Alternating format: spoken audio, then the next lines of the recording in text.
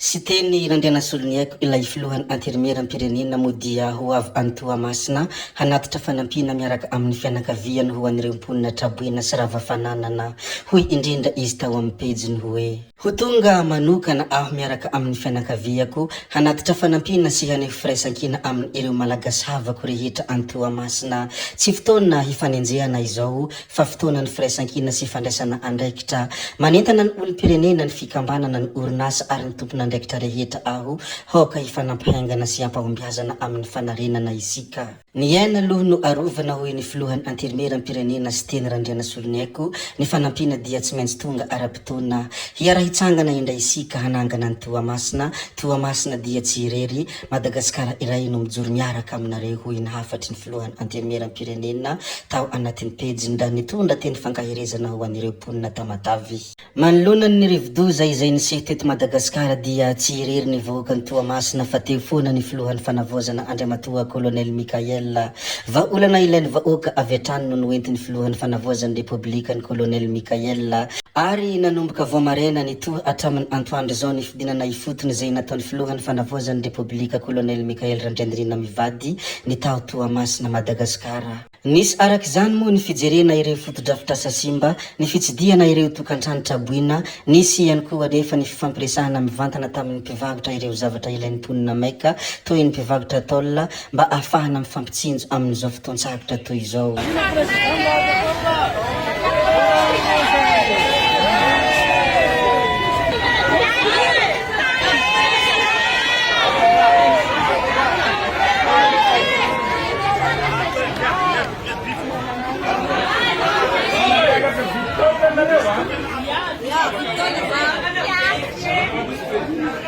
Afaka miresaka amin'ny bureau vetivety tsika raha hanao an'izao zareo ampidino dia inona ny zavatra ilainareo fampiresana hoe ampidino vidiny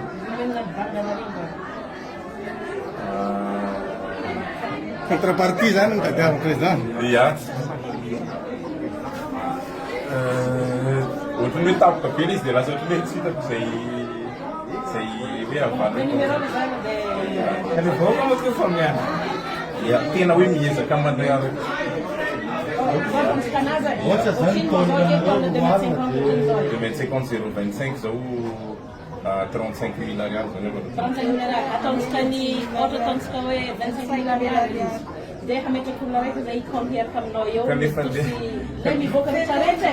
icône izay miambin'izay ataonao 25 000 ariary zany hametraka olona raiky za aminao eto iaraka icône tsy hoe zay tsy matoky anao fa sara le mangarahara le raha so dia lasa 10 000 nefa 1000 dia hametraka olona manao comptage ny rehetrarehetra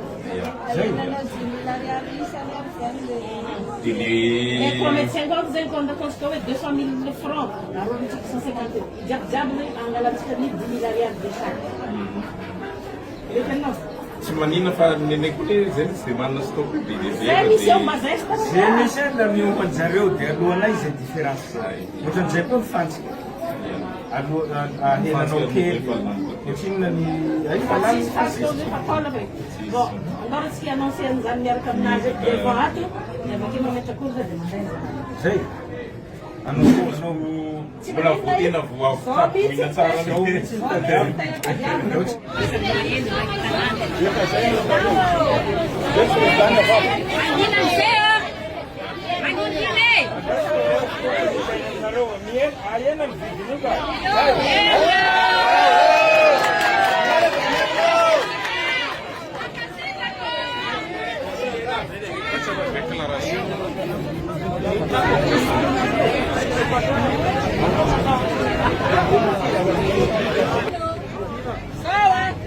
Essa presidente ni anapiatika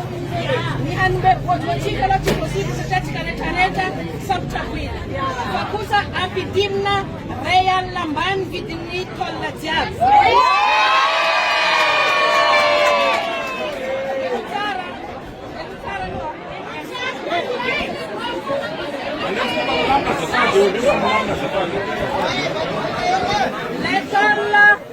L'école qui m'a dit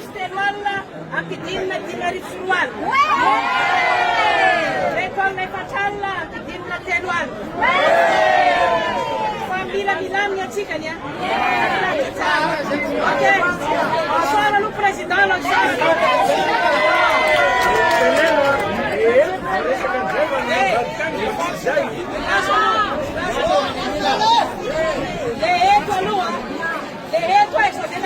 Eto hoe nitoka magazini hapa na leo fulani na leo na president na roho eto lu nikapresana tu sasa asmereu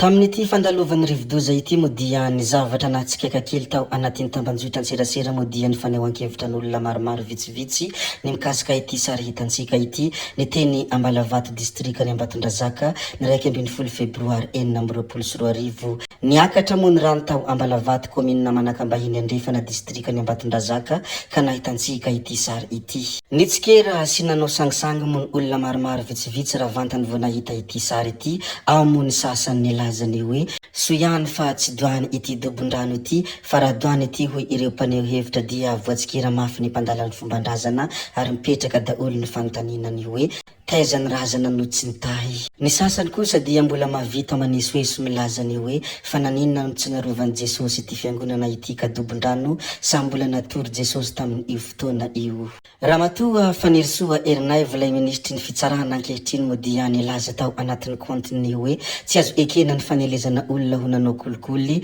ary raha manana porofo dia afaka mitory avy hatrany any amin'ny fitsarana raha mitorotoroka olona tsisy porofo kosa dia voamaika voasazy indray satria tsy sangisanginy ady amin'ny kolikoly hoe hafatra izay nambarany ministry ny fitsarana Ramatoa Fanirisoa Erinaivo nilaza ihany koa ministry ny fitsarana Fanirisoa Erinaivo ny hoe oka isika tsy mora anderan-tsaho fa efa nampianarina hino ny zavatra misy porofo hatrany marobe ny matahotra mafy ny ho verifihinana indrindra ireo tanana efa zatra mitsotra dia miezaka manipoditra kony sy mamafilainga hoy Fanirisoa Erinaivo fa isika kosa dia mbola mijoro amin'ny rariny ny mariny ary ny aradalana hoy Fanirisoa Erinaivo ilay ministry ny fitsarana ankehitriny tompoko vavy sy tompoko lahy zay ihany koa no namarana ny videontsika koa dia mankasitraka anareo na vita ny heno hatramin'ny farany ary mbola manentana anareo foana ny mbola hanaraka ny video manaraka izay alatsaka hiato misesisesy zay fa tsy halavany ny resaka hametra veloma izay veloma vetivety fa tsy hoe akory veloma mandrakizay amin'ny manaraka indray no manao ny misimisy